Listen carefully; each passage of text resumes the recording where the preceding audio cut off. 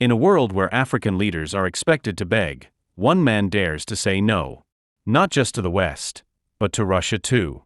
Today, Ibrahim Traoré, the revolutionary leader of Burkina Faso, shocked the world once again by rejecting even Russia's food aid. Why? Because this is no longer about survival, it's about sovereignty. It's about Africa rising, standing tall, and feeding itself without strings attached. This isn't charity. This is dignity. And Traoré is leading the charge. This is the story of a bold rejection that's sending shockwaves across the globe to all the puppet leaders, and waking up a sleeping continent. Since the colonial era, African nations have been conditioned to depend on aid, on imports, on friendly donations from so-called allies. Whether it's the IMF, USAID, the EU, or now even Russia, the cycle has always been the same. Aid comes in, sovereignty goes out. Let's be clear, food aid isn't just food. It's leverage. It's control disguised as compassion. It weakens local agriculture, crushes domestic markets, and builds a culture of helplessness, all while the donors pull the strings. But Ibrahim Traoré is rewriting the rules. Since rising to power in 2022, he's launched a full-scale revolution, not just political, but economic and agricultural too. Under his leadership, Burkina Faso is reclaiming its land, investing in irrigation, empowering farmers, promoting indigenous crops, and building food reserves. This isn't charity. It's strategy. We must break the chains of dependence.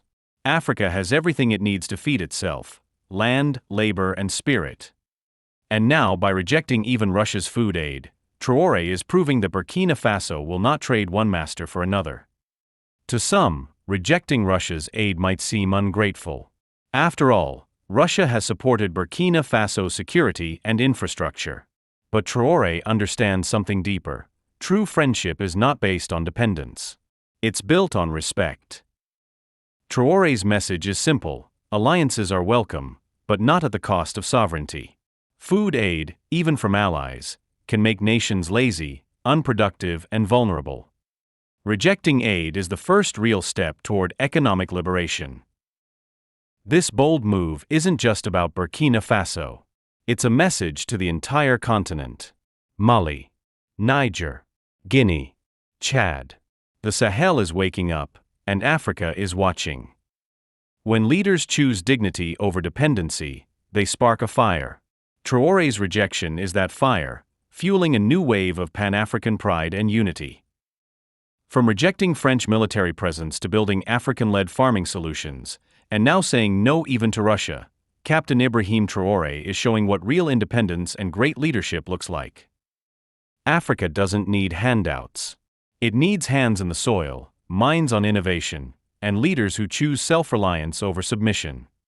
If more African leaders choose to follow in the footsteps of Captain Ibrahim Traoré, embracing a path of bold sovereignty, self-reliance, and unapologetic pride in their nations, then within just a few years, we will witness the true rebirth of Africa.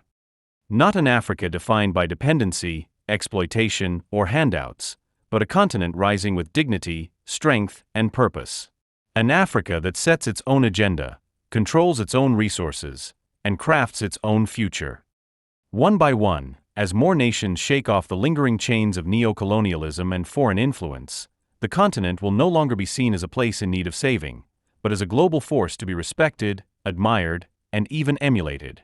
That is the vision Traoré represents. And if that vision spreads, it won't just be Africa that changes. The entire world will have to adjust to a new, liberated, and truly free continent. Subscribe for more revolutionary stories from Africa. Share this video if you believe in an independent, self-reliant Africa. This is Avalanche Facts, where truth meets power.